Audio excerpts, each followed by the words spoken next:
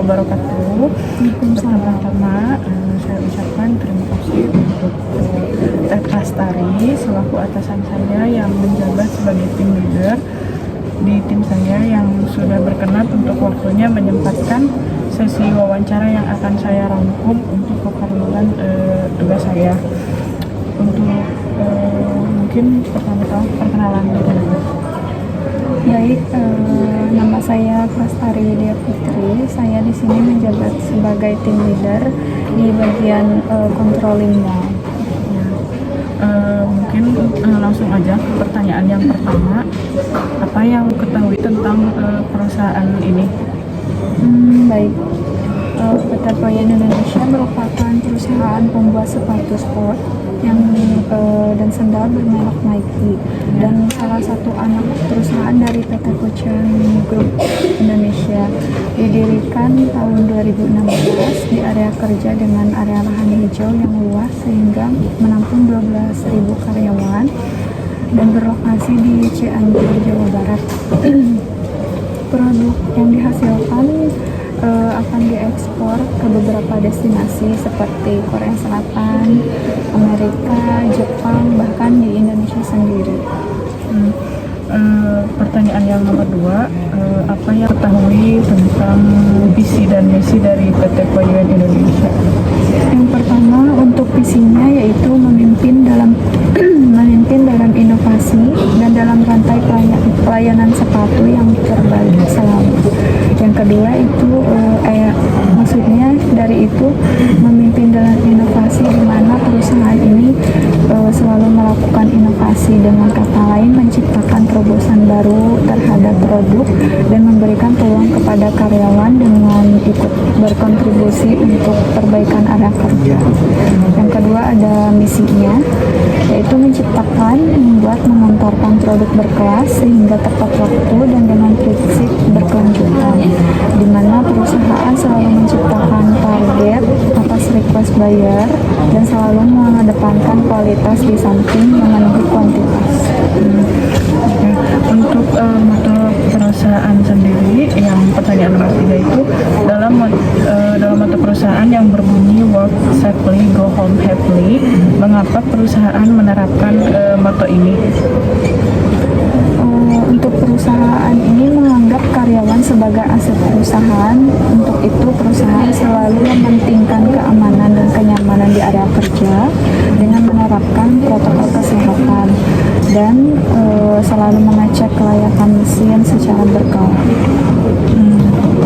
Untuk nomor 4, pertanyaannya apa yang menjadikan perusahaan PT Toyen Indonesia lebih unggul sebagai perusahaan manufaktur dibanding dengan perusahaan manufaktur lain yang sama-sama memproduksi barang berupa sepatu dan sandal?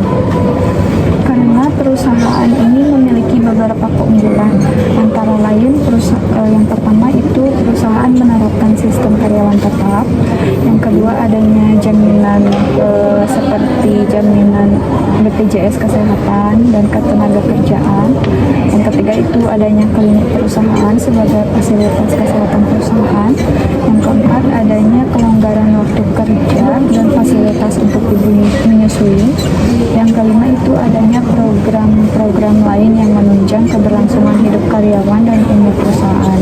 Yang terakhir adanya keringanan seperti cuti haid dan cuti melahirkan untuk karyawan perempuan. Pertanyaan selanjutnya, bagaimana struktur organisasi pada perusahaan PT Toyen Indonesia? Untuk strukturnya sendiri, struktur organisasi di perusahaan ini memiliki tingkatan dari yang paling tinggi, yaitu yang pertama ada direktur, selanjutnya manajer, factory leader, terus general leader, team leader, dan yang terakhir ada team leader. Untuk pertanyaan yang nomor 6 itu, adakah program perusahaan untuk sosial? Ada contohnya seperti home visit dan juga pergantian lahan dengan penanaman 1.000 pohon dan program CSR, perbaikan jalan, selanjutnya membuka lowongan pekerjaan. Pertanyaan selanjutnya, bagaimana cara perusahaan perusahaan untuk menekan angka kenaikan limbah dan polusi buruk yang disebabkan dalam selama proses produksi.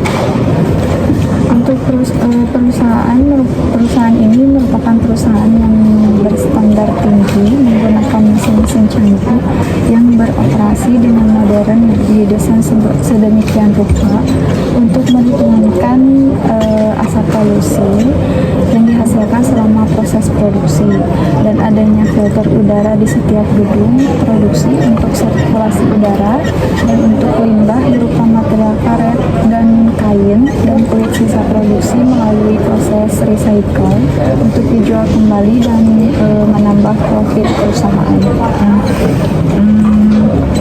Untuk selanjutnya, bagaimana pembagian biaya dan sistem persediaan di PT Plywood Indonesia ini?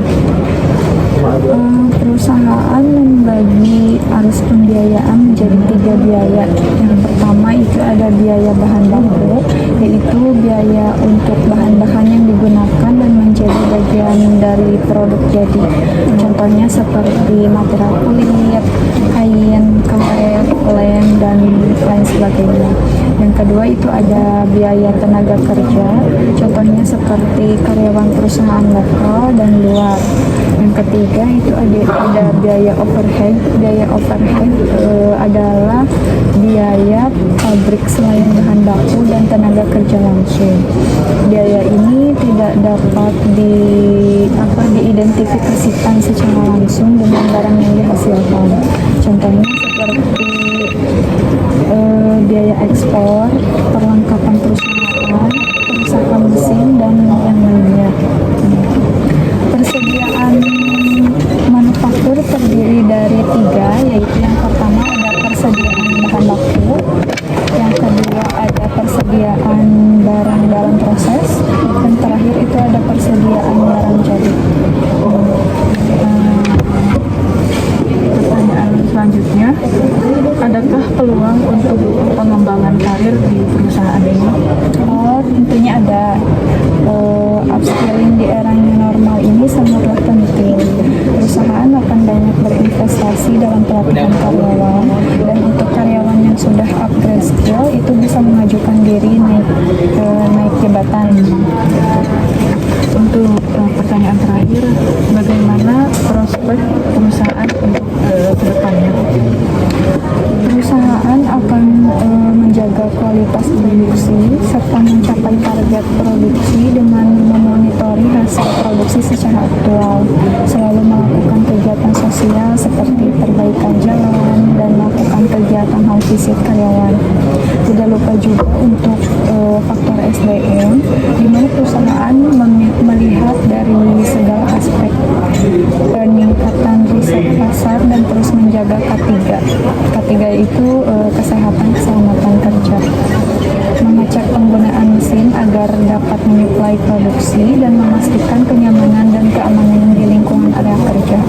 Memperbesar area perusahaan dengan membangun gedung baru untuk memperluas hasil produksi dan menciptakan lapangan kerja tentunya, untuk mengurangi kasus angka kenaikan pengangguran di Indonesia.